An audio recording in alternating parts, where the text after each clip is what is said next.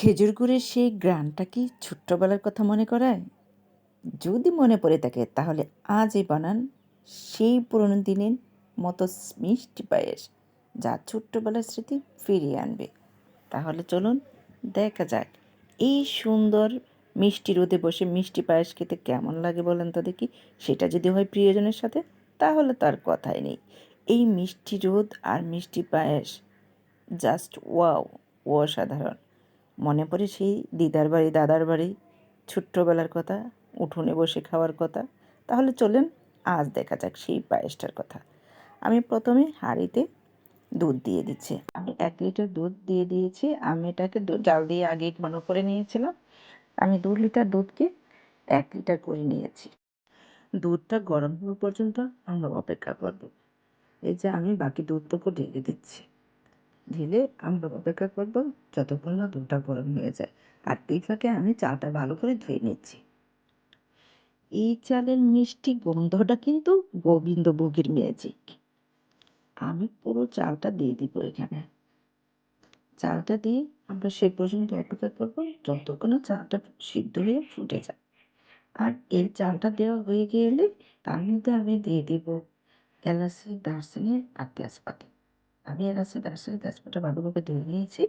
এখন এটাকে আমি এই দুধটার মধ্যে দিয়ে দিচ্ছি। এখন এটাকে আমি ভালো করে ফুটিয়ে দিব। যত ফোটা না পর্যন্ত আমরা অপেক্ষা করব। যতক্ষণ না ফুটে আসে ততক্ষণ আমরা এটাকে ভালো করে নাড়তে দেব। আর এই চালটা যদি না বন্ধ দেবে না রেস্তে লেগে যাবে, তখন আর পায়েসটা খেতে ভালো লাগবে না, বিশ্রী একটা ব্যাপার হয়ে যাবে।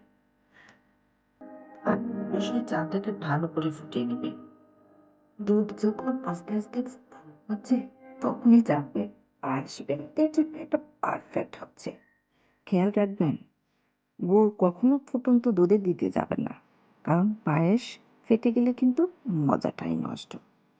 এই পায়েস শুধু মিষ্টি নয়, বরং শীতের এক টুকরো শৈশব। এই যে আমি একটা ডাল ঘুটনি দিয়ে ভালো করে এটাকে ফেটে নিচ্ছি। এই যে দেখতে পাচ্ছেন কতটা সুন্দর এবং স্মুথ হচ্ছে।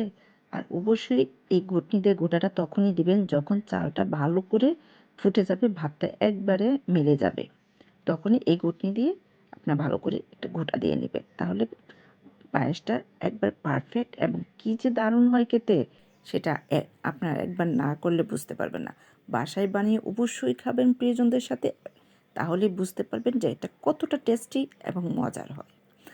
আমি এখন এই যে দেখেন এই ফাঁকে আমার গুড়ের এটা করা নিয়ে হয়ে গেছে। আমি এখন খেজুর গুড়টা দিয়ে দিব। এই খেজুর গুড়টা যখন দিবেন, এই পর্যায়ে আইসা দিলে কখনো দুধটা ফেটে যাবে না। আর ফুটন্ত দুধের মধ্যে যদি গুড়টা দিতে যান না, তাহলে দুধটা ফেটে যাবে, পায়েসটা খেতে একবার বিশ্রী হবে, নষ্ট হবে, খাওয়ার স্বাদটাই আর থাকবে না। আমরা অনেকে এই ভুলটা করে থাকি, আর দুধটা ফেটে যায়, তখন আর খাওয়ার স্বাদটাই থাকে না। এই যে দেখেন আমি এখন দিয়ে দিচ্ছি, নাড়া দিচ্ছি, দেখেন একদম কিচ্ছু হচ্ছে না, একবার পারফেক্ট হয়েছে। ঠিক এই পর্যায়ে এসে আপনার গুড়টা দিবেন, কিচ্ছু হবে না। আর খেজুর গুড়ের যে একটা সুন্দর ঘ্রাণ আর গোবিন্দভোগের ম্যাজিক, আহ, দুটো মিলে অসাধারণ, জাস্ট ওয়াও। আপনার কি মনে পড়ছে সেই ছোট্টবেলার কথা? যদি মনে পড়ে থাকে তাহলে আজই বানিয়ে ফেলুন বাসায়। তাহলে আর দেরি কেন, বানিয়ে খেয়ে জানান আমাকে কেমন হয়েছে। আপনার মায়ের স্পেশাল পায়েসের কথা কি মনে পড়ছে? তাহলে আর দেরি কেন বলেন। আপনার বাসায় চাল গুড় আমাদের সবার বাসায়ই থাকে, তাই না? তাহলে চলে যান রান্নাঘরে, পাতিলে একটু দুধ বসিয়ে দেন আর শুরু করে দেন। আর জানিয়ে দেন কেমন হয়েছে। কমেন্টস বক্স আপনার জন্য আনলিমিটেড। আপনার যত খুশি কমেন্টস করতে পারেন। আপনার যদি এই ভিডিওটা ভালো লেগে থাকে তাহলে অবশ্যই লাইক, কমেন্ট এবং শেয়ার করবেন। আর সাবস্ক্রাইব করতে কিন্তু ভুলবেন না, কারণ পরবর্তী কোনো নোটিফিকেশন পাওয়ার সাথে সাথে আপনারা দেখতে পাবেন। আমি যখনই যা রান্না করে দিব তাই দেখতে পারবেন। সে পর্যন্ত আমার সাথেই থাকেন। আমাদের ঐতিহ্যের এই বিশেষ পায়েস যদি আপনাকে শীতের ছোঁয়া দেয়, তাহলে আজই বাড়িতে বানিয়ে দেখুন এই মিষ্টি পায়েস, আর সবাইকে শীতের এই ঘ্রাণ ছড়িয়ে দেন। দেখতে পেয়েছেন কতটা সুন্দর হচ্ছে? তাহলে বানিয়ে ফেলুন আপনার বাসায় আর প্রিয়জনদের সাথে শেয়ার করেন। এই সুন্দর মিষ্টি ঘ্রাণ আমার তো ভীষণ পছন্দ। আর কার কার দেখেই খেতে ইচ্ছা করছে বলেন তো দেখি। মনে পড়ে সেই দাদুর বাড়ি নানুর বাড়ির কথা, যে শীতের দিনে পরীক্ষার পরে দেখা যায় ডিসেম্বর মাসে পরীক্ষার পরে দিদার বাড়ি নানির বাড়ি বেড়াতে গিয়ে উঠোনে রৌদ্রের মধ্যে বসে খাওয়ার কথা মনে পড়ে। আমার তো ভীষণ মনে পড়ে। আমাদের ফ্যামিলি ছিল যৌথ ফ্যামিলি, সবাই রৌদ্রের মধ্যে বসে এইরকম সুন্দর একটা পায়েস আমরা সবাই মিলে খেতাম, আর কী যে দারুণ লাগতো।